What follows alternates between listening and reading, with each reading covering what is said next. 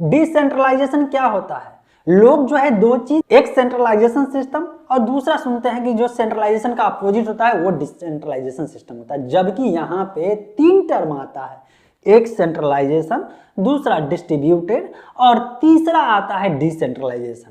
आखिर ये है क्या, समझना है। वीडियो इंपॉर्टेंट है, क्यों? क्योंकि जो फ्यूचर जो है वो ब्लॉकचेन बेस होते जा रहा है। ऐसे में आपको ये समझना जरूरी है कि असल मीनिंग डिसेंट्रलाइजेशन का क्या होता है। देखिए ये जो तीनों है ना, सेंट्रलाइजेशन, डिस्ट्रीब्यूटेड और डिसेंट्रलाइजेशन, ये तीनों का तीनों जो नेटवर्क टेक्नोलॉजी में जो नेटवर्क यूज होता है, नेटवर्क का एक आर्किटेक्चर है।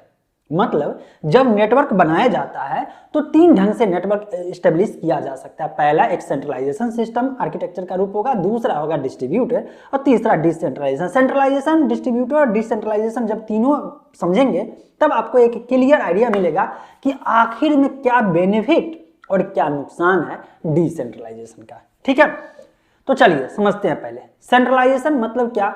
जो ऑनर होगा, जो मालिक होगा, जो कंट्रोल होगा, वो एक एंटिटी, एक कंपनी के द्वारा एक जगह से किया जा रहा होगा। डिस्ट्रीब्यूटेड में क्या होगा?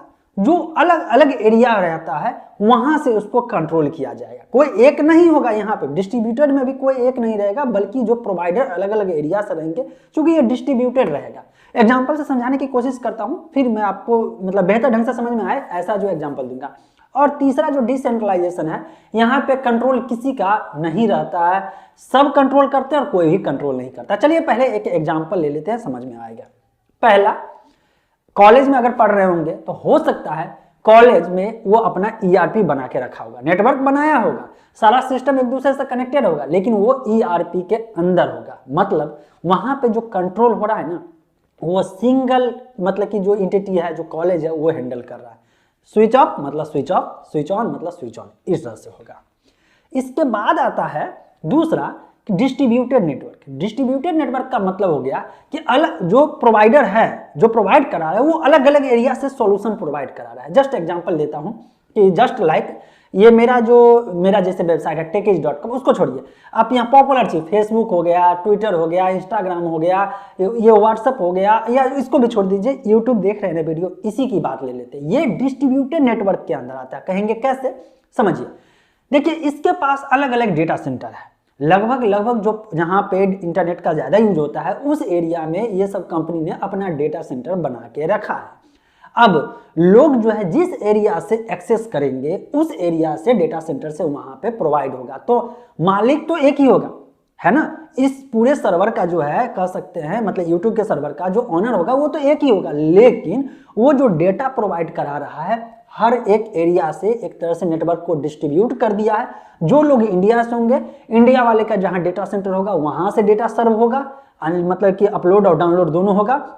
और एक बात याद रखिएगा, जो भी डेटा अपलोड होगा ना वो सब नेटवर्क का जितने भी सर्वर है सब पे हो जाएगा। अगर यही इंफॉर्मेशन जो है जो कि इंडिया से अपलोड किया गया है दूसरे कंट्री से अगर देखेगा तो उसको वहां के डेटा सेंटर से सर्व किया जाएगा। जैसे कि एक एग्जांपल मैं लेता हूं, मैं अपनी बात बताता हूं। मेरा ब्लॉग है www.techage.com, राइट। अब इस ब्लॉग पे होता यह है कि जब भी लोग विजिट करते हैं तो मैंने सीडीएन लगा के रखा है वहां पे, जो इसके लिए मैं पे भी करता हूं।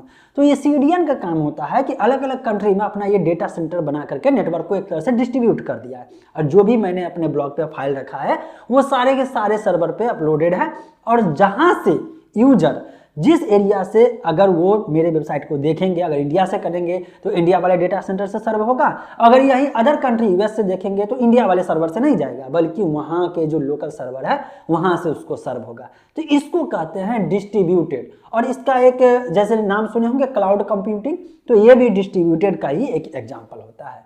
अब बात करते हैं डिसेंट्रलाइजेशन।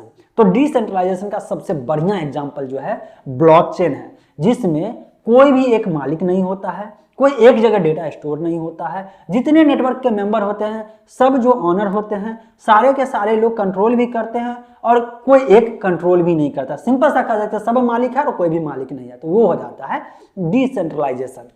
अब यहाँ पे मेन चीज देखा जाता है सिक्योरिटी वाइज। देखिए सिक्योरिटी मतलब कि जब हैकिंग का रिस्क जो होता है, जो मान लीजिए डेटा को चुरा न ले इस टाइप से, या ब्रेक न कर ले, सिक्योरिटी ब्रीच ना हो जाए, तो इसके लिए ना जो सेंट्रलाइजेशन सिस्टम है वो ज़्यादा रिस्की है। अगर वहाँ पे अटैक होता है तो अगर कोई भी ऐसा फॉल्ट हो जाता है जिसके कारण सेंट्रल एंटिटी जो होता है या ऑर्गेनाइजेशन है वो हैंडल नहीं कर पाया तो गया। डिस्ट्रीब्यूटेड में क्या है, थोड़ा सा जो है वो जो रिस्क है वो कम हो जाता है। मतलब एक एरिया का डेटा सेंटर पे अगर अटैक भी होता है तो टेंशन नहीं है, क्योंकि फाइल जो है अलग अलग डेटा सेंटर में उसका मल्टीपल कॉपी बन के रह चुका है, जिसके कारण से एक एरिया डिस्टर्ब भी हुआ तो तुरंत जो है एक तरह से कह सकते हैं नेटवर्क का जैसे कि मेश टाइप का रहता है ना, आप लोग देखे होइएगा, बहुत सारी चीज पढ़े होइएगा, तो वहां पे अलग अलग टाइप का जो बनता है वहां पे, तो नेटवर्क का जब डिजाइन बनता है तो एक एरिया से नहीं हो तो दूसरे एरिया से डेटा सर्व हो जाए। क्या पता मान लीजिए कि इंडिया वाले सर्वर पे कुछ प्रॉब्लम आ गई तो थोड़ा स्लो जरूर हो जाएगा लेकिन काम नहीं रुकेगा, ठीक है ना। तो ये होगा। इसके बाद जो है आपका अगला आता है डिस्ट्रीब्यूटेड। इसमें जो सिक्योरिटी सबसे धांसू माना जाता है, क्यों?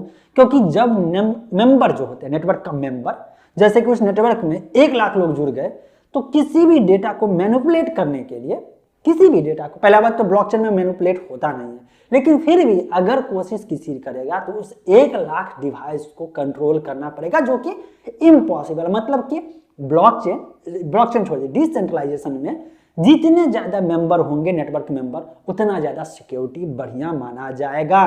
और ये रीजन ऐसा इसलिए है क्योंकि जो डेटा होता है वो सारे के डिवाइस में जो है इक्वल कॉपी रहता है, एग्जैक्ट सेम कॉपी सबके डिवाइस में रहता है। तो यही बेनिफिट है डिसेंट्रलाइजेशन।